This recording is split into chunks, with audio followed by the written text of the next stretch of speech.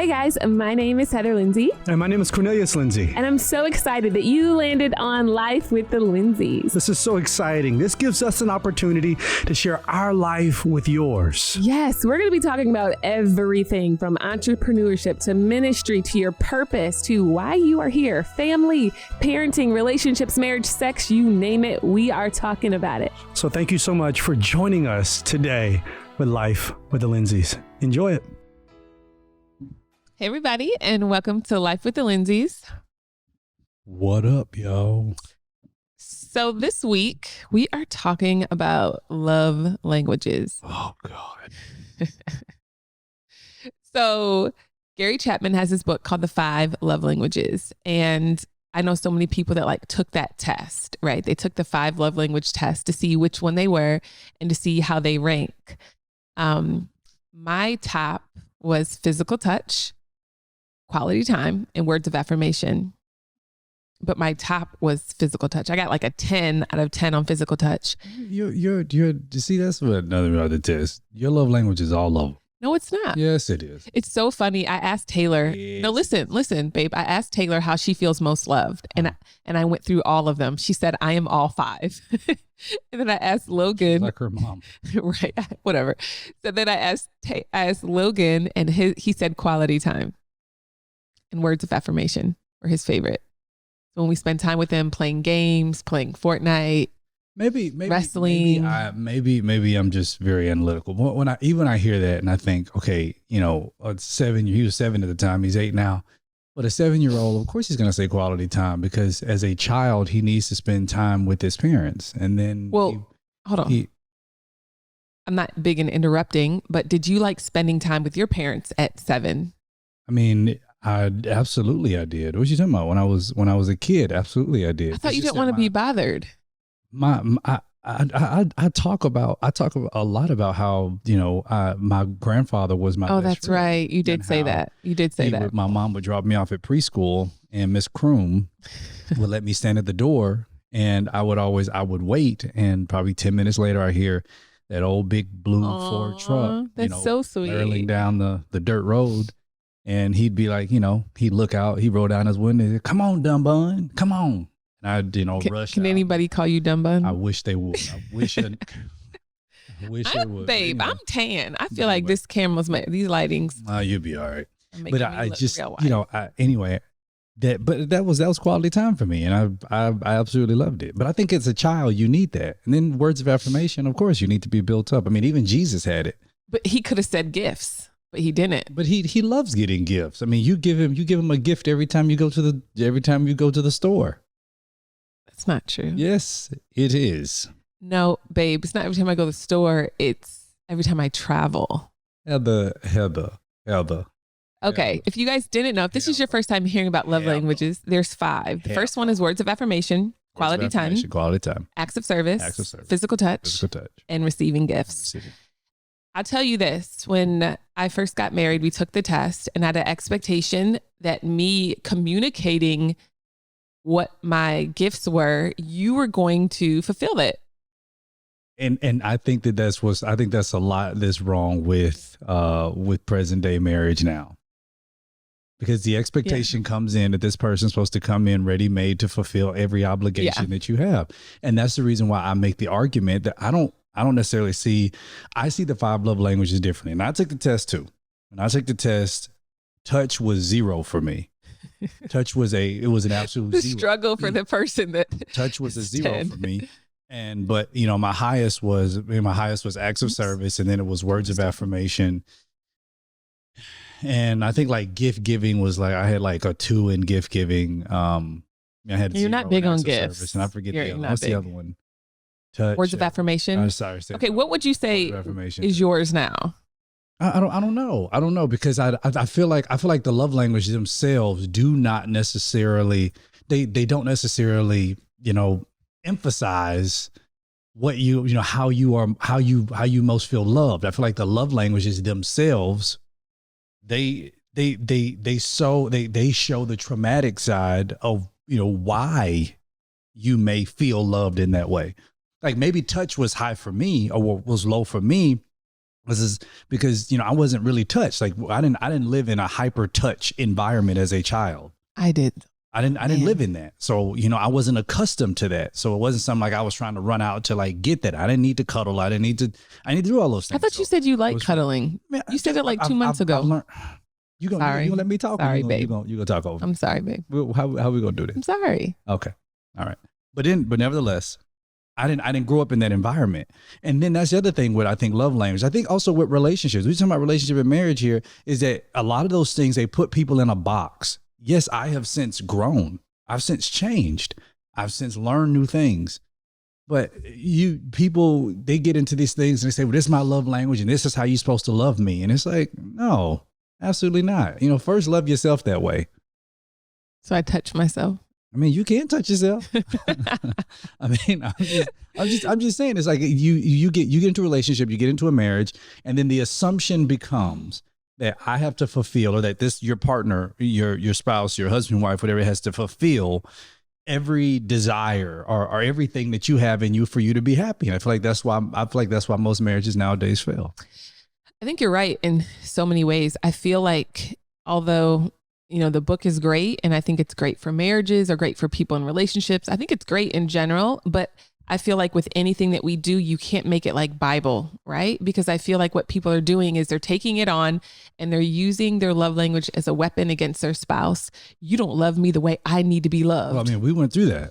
Oh yeah, we did, because I would get so frustrated with you, and I'm just like, what is wrong with you? Like, why aren't you more affectionate? Why aren't you more this? Why aren't you more like that? And I realized nagging and fighting you about touching me is not going to make you run and want to touch me. It's going to make me not want to touch you anymore because you're going to piss me off. That's the God honest truth. You know what? You're right. I guess it's what I would say without saying it. I would never say that. What? That piss you off? Right. We're different. Wait, how many times? If you're interested, if this I know. I would never say that. Listen to our podcast, then I guess I never want to. But if you have listened to our podcast before, then we are night and day. We're different. We are. I say piss. She doesn't. I just would never want to say anything that would make you feel rejected. But that doesn't make you. Oh my. Okay, can we go there for a few minutes? What are you talking about to make me feel rejected? Well, that it would. I mean, what you're doing, you're explaining that, you know what, me doing something like that would ultimately piss you off. That's communication, in my opinion. I don't know. I get rejection. So with me saying that, do you feel rejected by me saying that? No, not now, but back then I would have. I would have been crushed. Like, oh my gosh, I piss you off. Like, I want to be the bright and sunshine star in your life. I don't want to be like this person that doesn't make you happy. But listen, let me share the behind. Okay. Growing up, it was very happy. Like, we had a happy bubble. And remember when I met you, you're like, I'm going to pop that bubble. Yeah, it wasn't realistic. But it is in my head. So in your life and your thinking, it's not realistic. But to this day, having a happy bubble is still very real and exists in my head, right? So growing up, like, I saw the way my parents talked to each other. I saw the way me and my siblings interacted with each other. Like, we didn't cuss. We didn't do anything like that. Like, I remember one time my sister cursed and my mother got some soap and washed her mouth out, and we all watched it. But then she invited like all 20 of us to watch it. So it was like, oh, we don't do that, right?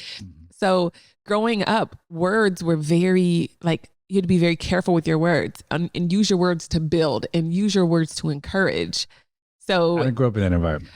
I know. I grew up in an environment where you better have some thick skin because, Auntie Lula Mae, she gonna eat your behind. Oh my gosh. She's gonna talk about you, and it doesn't matter. Go talk about you in front of everybody at the barbecue. And this is at church. This could be at church. This could be at this could be at the family barbecue. This could be in the living room. I mean, I grew up in Mississippi, old school. Elders when you walked in the room and you didn't speak, and you stupid. What's wrong with you? No way. I didn't go to bed with you last night. You better speak to me. Who raising you? I don't know who raising you, but whoever raising you wrong. I was like that. Oh, we would never. Oh my gosh, we would never. Like, I remember you sure getting fat. You know that? You gonna have breasts bigger than your mama's if you don't quit. Oh yeah, absolutely. That's Absolutely. traumatic. I mean, going through it, I didn't think it was traumatic, but I mean, But so then you take that mindset into our marriage where it's just like, I didn't take no, that not that mindset. mindset, but just being very blunt Being in very whatever. blunt. Absolutely. So with us, you have to lace it really pretty and package it I've nicely. had to learn that with you, that I have to lace it very, very pretty, and I have to, because if wrap it in a bow. If I get a lot of criticism from you and not laced pretty, then I just won't. I shut down. I'm just not even hearing you. That is happening because it has to be kind and sweet and laced in like a really pretty way. But that's how my mom talked to me. That's how my parents talked to me. Yeah, like it was very, soft. So that's why when I met you, and I remember spending Easter, you got to toughen up. Yeah, that's what you said, and I was like, "What do you mean?" You got to toughen up, sister. If you gonna make it in this family, like you gonna have to toughen up. I want to tell them about a story at Easter really quick, and then we're gonna come right back. Quick break. You want to talk about Ritual? Go ahead. Yes. Now, Ritual, you guys, we get these. I love the notifications we get, and we just got another one saying that our Ritual order shipped. It's a multivitamin company that we always talk about, but we also want you guys to know that they have protein powders. Yes, here's our protein powder. We just got it. I know. I'm so excited. Watching us on YouTube, you see the Essential Protein Daily Shake. Yes. It's here. So I don't know about you, but like typical protein shakes, I think are trash. Let me just be transparent. But the fact that this one tastes good and it's plant-based, which is important, you have to actually read the back. Because one time I remember I took one that had milk in it. I was so mad. Gosh, and being vegan, I don't play that. Loved it. The thing about Ritual is they do not play when it comes to what they put in their ingredients. The company is completely tried and true. We love the protein shake. I always take one. I drink it. I add some bananas to it, blend it up with some ice after a good workout, and makes me feel amazing. Yes, so for tomorrow as much as today, made with nutrients to support bones, brains, and muscles and help maintain muscle mass as you age. Just as clean, plant-based formula specifically created to support nutrient needs of different life stages, 18 plus, pregnancy and postpartum, 50 plus, 20 grams of pea protein plus a complete amino acid profile made with essential choline, help to fill common dietary gaps. So why not shake up your Ritual to make trying something new less scary? Ritual offers a money-back guarantee if you're not 100% in love with it. Plus, all of our listeners get 10% off during your first 3 months. Visit ritual.com/LWL to add essential protein today. That's ritual.com/LWL, ritual.com/LWL. And don't just get the protein. They also have essential vitamins for men. They have it for women. They have it for what is it? It's a prenatal, and they also have it for kids. So go ahead and just buy the whole family pack. Get the protein. Put the protein in your gym bag, and you're gonna be good to go. Yeah, we love it. So what's the story now? The story is I remember, and I'm like, although I'm strong now, like I feel like it's your fault that I'm like I have super thick skin. You can't blame. You can't. No, blame that on me. Babe, but you're the priest of my household. Oh, here we go. Wait. That's about the women folk. That's about the women. Wait. We're not enemies. We're on the same team. No, I'm not saying that. I'm not saying that. I'm not saying we're not on the same team. But it's funny. Just finish your story. But before I go into that story, you guys, I was so wimpy when I met him. I cried about everything. I was super emotional. And the thing is, even having feelings and being a feeler, you tend to sense more things that are happening in the spirit. You tend to be weepier. You tend to be more emotional in general. And then when I met you, you made me tougher. You did. You literally made me so tough, too tough. Because sometimes you're like, you need to say, Sister Soldier, you need to bring it down. That's just when you're dealing with me. I don't care. You can be tough with everybody else in the world. That's the thing. But you can be tough with everybody else. But when it comes to me, oh yeah, I'm not just like that with you. I'm like that with everybody. Of course. I'm like that with everybody. Of course. But with you, I've learned to be softer, like in letting you know, like, instead of be like, girl, who you talking to? I'd be like, Heather, who like, are you referring to me? I'm trying to like lace my words, because in the past they'd be like, girl, who you talking to? Girl, no. And I would just shut down, and I'm not talking to anybody at that point. So I'm just not going to say anything to you, because I don't react well to attacks like that. But it's not an attack. Right. I feel like it's defensive. But no, it's tell the you story, okay, sorry. It's you being yourself, and that's okay. Yeah. And that's why we work well together. But the story is, I remember I spent Easter with you, and one of your relatives was roasting his girlfriend. You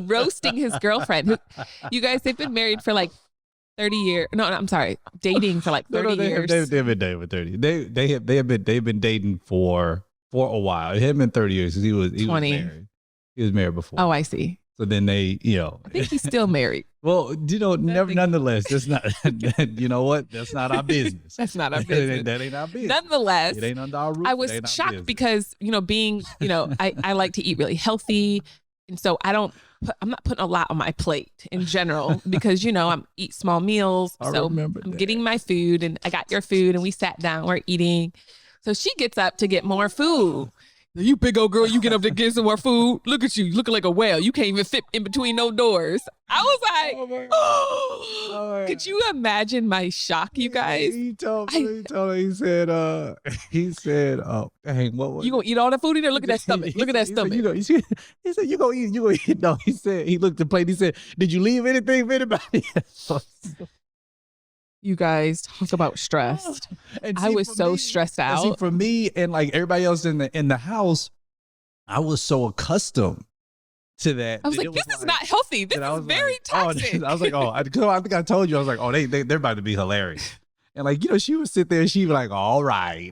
I'm like, it's not funny though to me. Yeah, you did. You was like, yo, this ain't funny. Like, I want to hug her and be like, are you okay? Do you feel oppressed? Like, do you want to talk? This generation would, and because everybody's sensitive about every little thing. You can't say anything. You talk about something. You can't do any of that stuff. And I grew up on old school comics too. Yeah. I grew up on Red Fox. I grew up on Richard Pryor. I grew up on. I don't know I've never heard any of those things. Yeah, I probably never played them around you because they were like they would roast like the Sanford and Son. You ever watch that show with Esther?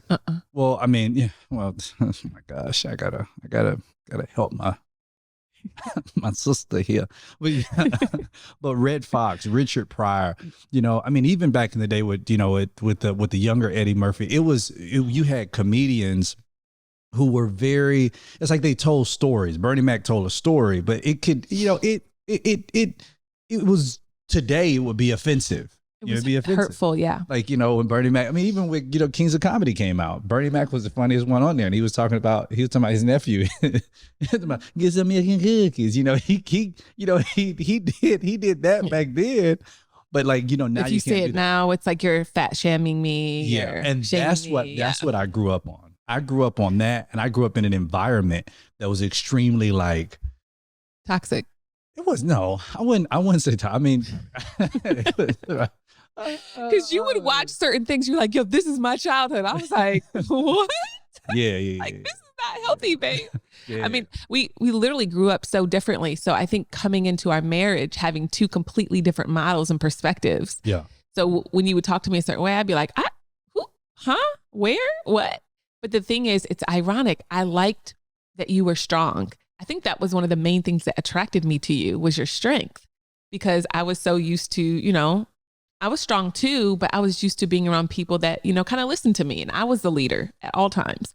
I was mentoring men at that point. I can't fathom that. Are there if there's fellas that are listening to me right now? Oh God! And you say that you are mentored by a woman. I don't get that.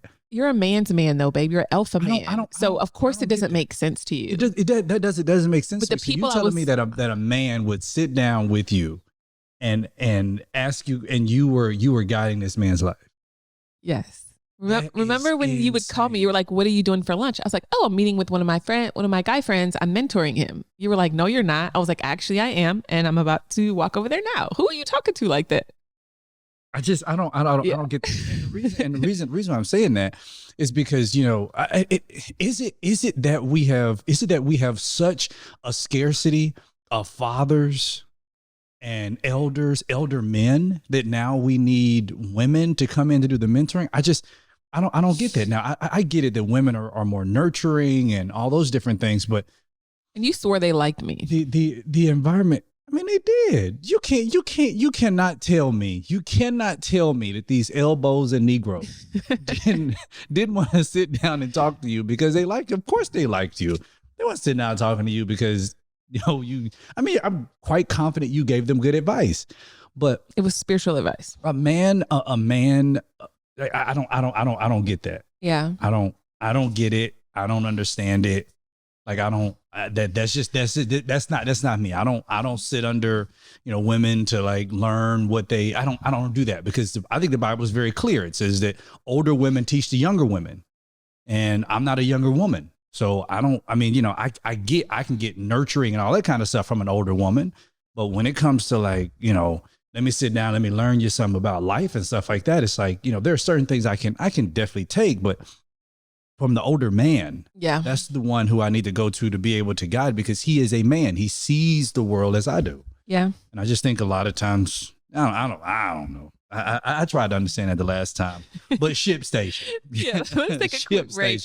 So I literally used this yesterday. Yesterday I had like 1 million orders. So me and my team, we were shipping them out, and I'm just so thankful for ShipStation because it makes it so easy. It literally, I have my boutique, but it's all going into one place. So I can easily track it. I can easily manage it. And it's so helpful for me. It's literally the number one choice, you guys, for online sellers. You can import orders from any sales channel, as I was saying, ship from any carrier. And it's cool because they give me so many options, USPS, UPS, and it gives me an option to choose if I want it to go slower, if I want it to go faster, if I want to rush it. So there's actually over 100,000 online sellers using ShipStation. So you can even get access to amazing discounts with major carriers, including UPS, FedEx, and USPS. Easily compare carriers and choose the best solution every time. With ShipStation, small businesses can now access the same rates usually reserved for Fortune 500 companies without the contracts or commitments. So ship more in less time for a lot less money. Just use our offer code LWTL to get a 60-day free trial. There's 2 months free of no hassle, stress-free shipping. Go to ShipStation.com, click on the microphone at the top of the page, and type in LWTL. That's ShipStation, SHIP, ShipStation.com. Enter offer code LWTL. Y'all make ship happen. Okay, and we're back. Can we talk? Well, I think the foundation that we were laying beforehand is good, because if you're listening to this and you feel like the person you're in a relationship with, you don't understand them, you don't understand why they are the way they are and why they're not like you, because they have a completely different background. They have different traumas, different experiences, different things that brought you guys together to this point. So I think what I love languages are great, but what I'm thankful for in our marriage is that you're willing to adjust, like you're willing to lace it and make it prettier. Because I'm not going to receive it if it's harsh. If it's harsh, like to me, that's like rejection. So I'm like, no, but I'm only like that with you. Like with everybody else, I'm like, whatever. But like your opinion matters to me, right? And your thoughts matter. But what helped me in our marriage is like, cause your number one was acts of service. And that was very stressful for me.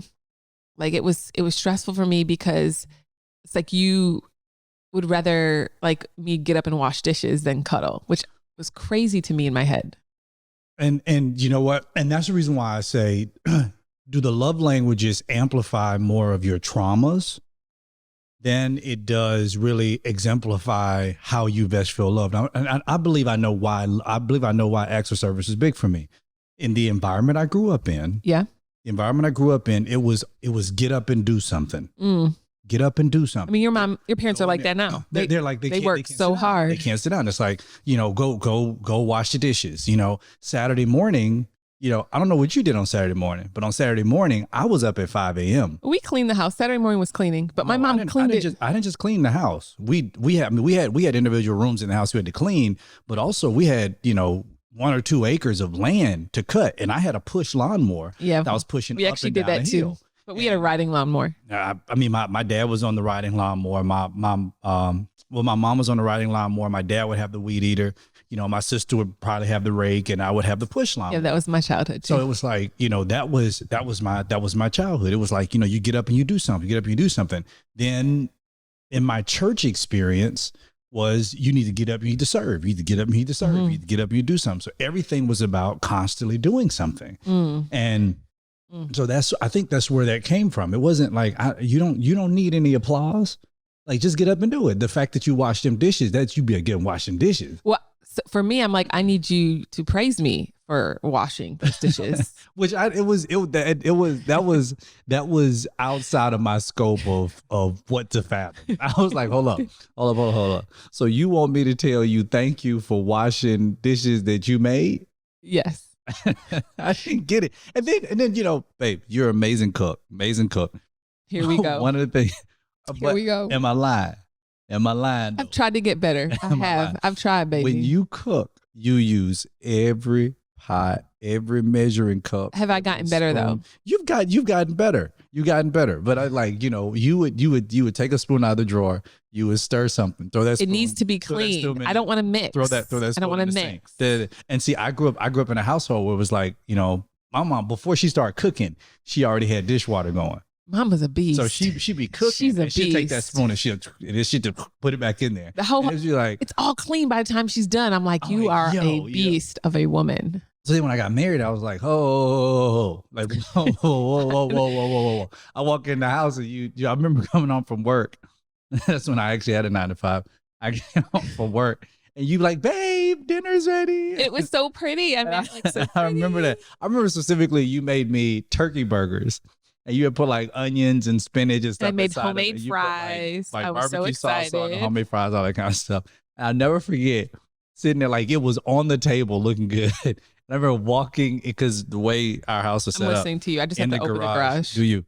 In order for us to, when we pulled into the garage, when you walk through the garage into the house, you walk right into the kitchen.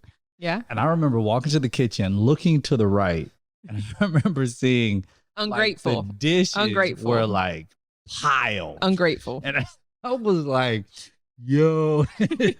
Like, the baby was stressed. Oh, I was so stressed. You were so stressed. Because it was just me and you. And I'm like, well, if you ain't going to wash them, am I supposed to wash them? So growing up, whoever cooked did not have to clean. But that doesn't make sense because you didn't have to mess up all them dishes. So now I felt attacked.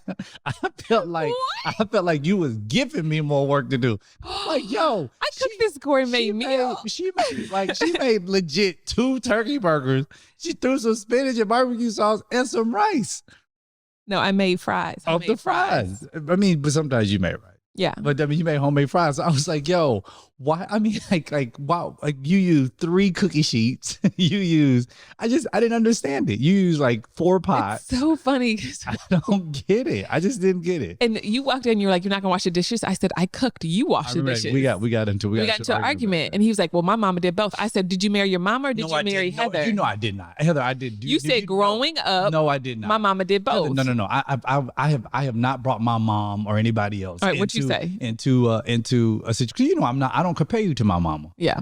I don't compare you to my mama. Come on. I don't compare you to my mama. I remember. Maybe that's what you thought in your head. But that ain't what. Here you go. It was 11 years ago, Heather, sweetheart. Heather, you be having whole movies playing in your head and you be believing it. That's reality. No, you right. And that's what y'all ladies be doing. Y'all women, y'all be thinking, having all these movies in your head. What? You're causing division between women and men. We need to come together and work together. We are together. But how am I causing division when I try to call women on their junk? I can't do that. Wait, so if I call men on they junk? Hold on, you can't do that. I'm just playing. But I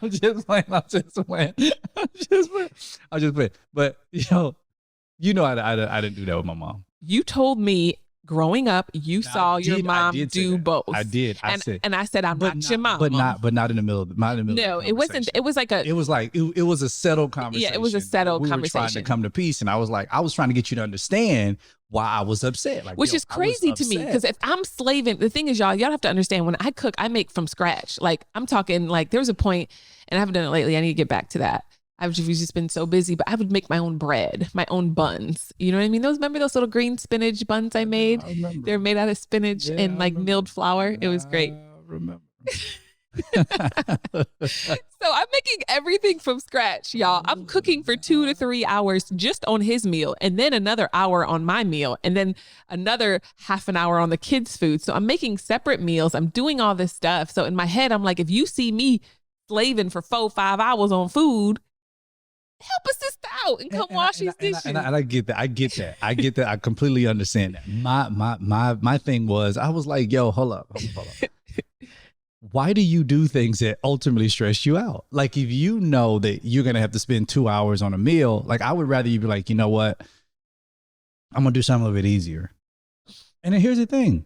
I know how to cook. I would tell you that all the time. I'm like, yo, I know how to cook. But then you would come to me and you would say, but baby, I love doing this for you. I do. I find great joy feeding my family healthy meals. And I get that. I get that. But we talked about this. How can you get upset with me over something that you love to do? Oh, I'm not anymore. Now I just leave the dishes in the sink. But the thing is, what I'm thankful for though, babe, is that you'll see me in here cooking and you'll come in and I'll know it's real. He runs he makes a little, what is that? Little sink. You put the little stopper in. You get your little. Just don't talk to me while I'm doing it, because I'm steaming while I'm doing it. But I'm doing it. I'm doing it. I don't want to talk to nobody. Usually I try to put my earphones in and just like, just kind of block out the world. And I'm like, oh, we're spending time together. No, we're not. No, this ain't how we do it. This ain't how we do it. Wait, you still don't like washing dishes? Oh no, I've never liked washing dishes. I've never liked washing dishes. Me either. I hate it. But I wash dishes because I think to myself, do I hate washing dishes? Do I like clean? I love clean so much that I will wash dishes. I appreciate that because I'll be slaving. But I remember in the beginning of our marriage when we got into a big argument over cleaning. It was clean the laundry, all that kind of stuff. Because I remember I was like, don't wash my clothes. Don't wash my clothes. He told me not to wash his clothes, you guys. Well, so annoying. I guess I'm going to tell you this story. But first, I want to talk about Thrive. Yes. Now, we love Thrive because they have the clean beauty. Right. Because what you're putting on your skin is just important as what you're eating, you guys. And what I love about Thrive is that they have products that are made that are clean, high performance, skin loving ingredients. They have clinically proven formulas that not only highlight your best features, but they actually improve your skin over time. Come on. It's never tested on animals. It's formulated without any of the extra stuff, sulfates, parabens, all that other stuff.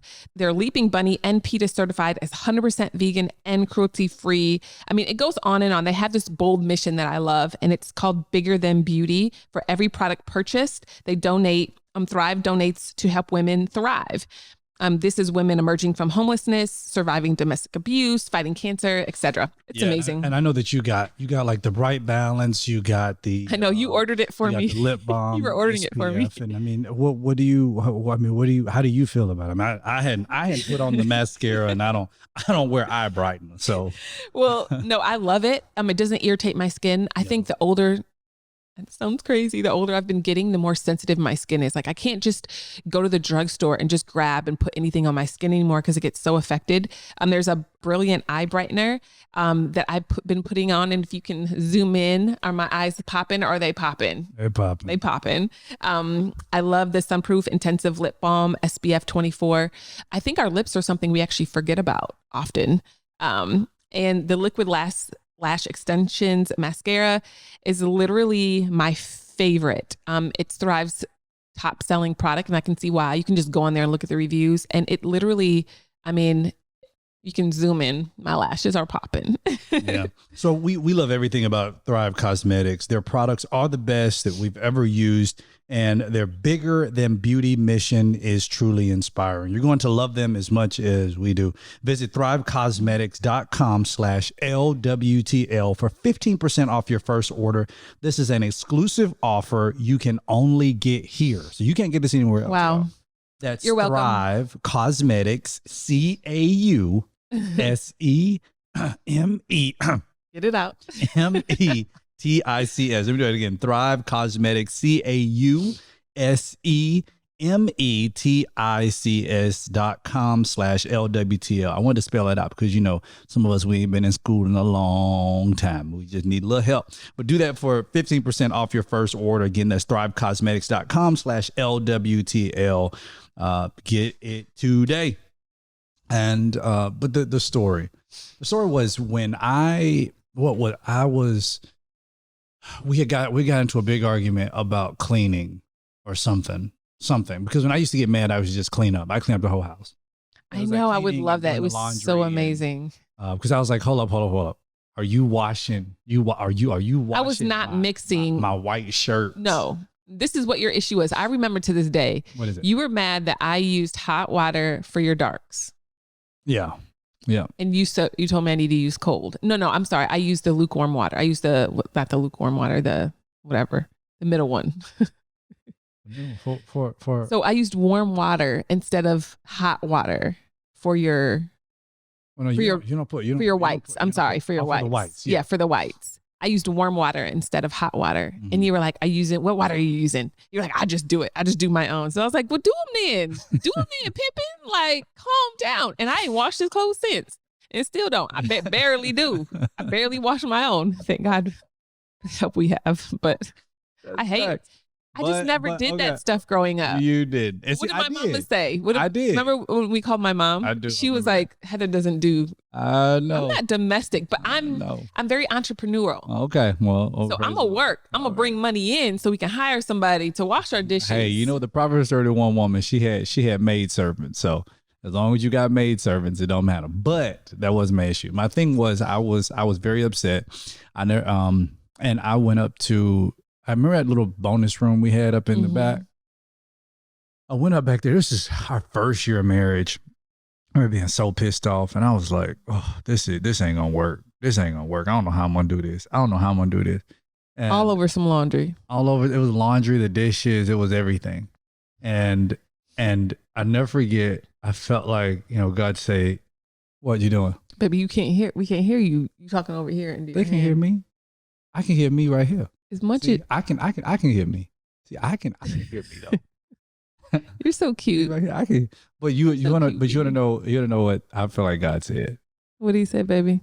You feel like he said, or did he say it? I don't know. He said, well, what I felt like. Flesh and blood has not taught you this. Oh God. Doing dishes was not gender specific. Say it again. And I was like, yo, I think the reception's bad. I was like, Satan, I rebuke thee in the name of Jesus. Get out of my house. But it was at that moment, the progression started to happen in me where I was like, you know what? It's cool. I can help out. I can help out around the house. Like I can. And it wasn't that I wasn't helping out around the house. It was just that I felt like, why I got to pick up after yourself. No, it wasn't after. Babe, I don't mess up anything. Are you kidding me? I'm about to run in this room. Are you serious? What are you talking about? Why I got to pick up after yourself? Because the thing is, babe, I went and got a thing that said laundry on it. So the laundry basket? Yes. No man used the laundry basket. Babe, I put one in the closet. I put one in the bathroom, and I put one in our bedroom. Yeah. And you put your stuff right next to it.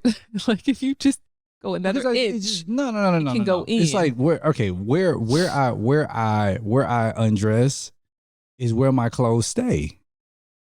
And I don't. And here's the thing: I don't want anybody to touch them because if it's a pair of jeans, I don't want them washed. Like it's some clothes I want dry clean. Ladies, I want you to touch it. Like if it's workout clothes, I really want you to touch that because there's a certain way that I want to wash them to make sure, and like certain things I put into it to kill the bacteria. So ladies, we have to become better mind readers. That's the solution to the love languages. No. So what helped me most was letting go of my love language. And I know that's going to sound crazy, but I realized it was becoming a stumbling block for me because I would look at you and I'd be like, oh, he has not touched me enough today. It's like nothing you could do was enough for me. And I was like, oh, he needs to be more affectionate. This is recorded. You know that, right? Yeah, this is recorded. Like that. What you just said is actually recorded. I know, babe. Okay. I'm just trying to make sure you know this. You're recorded. Whatever. Right. So I just realized it was causing more stress in our marriage. And I believe what you focus on nonstop is going to amplify and grow. So if there's an issue in your marriage and you're constantly focusing on that, like, oh, this person, what he's not doing, and what the enemy does is he blinds you from what your spouse is doing. So granted, I didn't feel like you were as affectionate. You were still affectionate, but not as much as I felt like you needed to be, right? but then you would do other things around the house, right? You were helpful in other ways, or you were encouraging in other ways. And it's like, I became blinded to the good parts of you. And I only focused on what I didn't like and what frustrated me. It made me upset. And then it just caused me to nag and start more fights. And it's like, is it really worth it all over this? So I gave it to the Lord. I was like, Lord, I give you my marriage. My husband's great, but my hope is not in him. I'm not going to make an idol out of my marriage. And I'm not going to look to him like, oh, you need to fulfill my flesh. You know what? You're great. But you know what? I have to stay focused on the Lord. So that's what I did. I threw myself into trusting God and surrendering my marriage. And now you're a lot more affectionate. Yeah. And now you're growing. But the thing is, we're 11 years old almost. You know what I mean? Yeah. And I feel like a lot of married couples and people in relationships right now, you're listening to this and I feel like you needed to hear that. You needed to hear that you need to let go of a lot of your expectations, because unfulfilled expectations brings frustration. It brings disappointment. You need to let go of that stuff. That person that you're sleeping next to, that person that you married, that person is human. Yeah. That person is not perfect. That person is not here to meet all your needs and to take care of everything that you are and all this other kind of bullcrap that we made marriage out to be. It is if you're gonna be co-heirs, if you're gonna be joint heirs together with still the same, what I believe, the same biblical hierarchy that God provides within marriage, then let it rock out, let it ride. But we have to stop placing all these expectations. I feel like that's why a lot of people are single. I actually talked about this on my podcast, to be honest. I had a conversation, and the conversation on the podcast was, did purity culture make dating difficult? It's crazy. That's intense. Yeah, I know. That sounds really intense. It was very intense. It was very intense. So go to my other podcast, to be honest, to listen to the last episode. But nevertheless, y'all, we appreciate y'all. We had some questions. So let me just say this really quick. Okay. A lot of people are saying, how do I make it work? I want to be more like this for my husband. And it could just be something where you're practicing it. Like if your husband feels like, it sounds like his love language is words of affirmation, but it's not yours. Like you're not into words, you don't care. But we said everything that we said. But if you know that and it's causing strife, like maybe you say, all right, Lord, help me to be the wife that you've created me to be. Right? Like how about he go to therapy and try to figure out why he need everybody to affirm him all the time? Well, maybe she's tearing him down. And if she is tearing him down, she needs to go to therapy to figure out why she's disrespecting him in. Exactly. I think that's a good root foundation. Like Absolutely. Get to the point. I agree. We had to go back and say. My love language just changed when I started going to therapy, because I was like, oh, well, I'm jacked up in this and this and this. And this is why I'm like that. This is why I get defensive. This is why I do this. This is why. God, you still going to therapy? I like this therapist. This is recorded, right? It's recorded. I've told you this many times. I've said this on the podcast, but nonetheless, we love y'all. I mean, we love y'all. Life is already hard. Life is already difficult. We got bills to pay. We got a God to serve. We trying to figure out church right now. Life is crazy. People trying to figure out whether or not they want to inject themselves with this thing. And life is crazy. They don't want to add something else to it. But nevertheless, y'all, man, we absolutely love y'all. Thank y'all so much for rocking with us, yo. This is Cornelius, Heather. This is Cornelius on Instagram, Twitter, all those different places. And I'm Heather L. Love. And make sure you also follow Life with the Lindseys. And make sure you go check out my last podcast show on To Be Honest. To Be Honest, it's purity culture destroying dating. I would love for y'all to go in there and check it out. Let me know what you think. God bless y'all. Thank y'all so much. We out.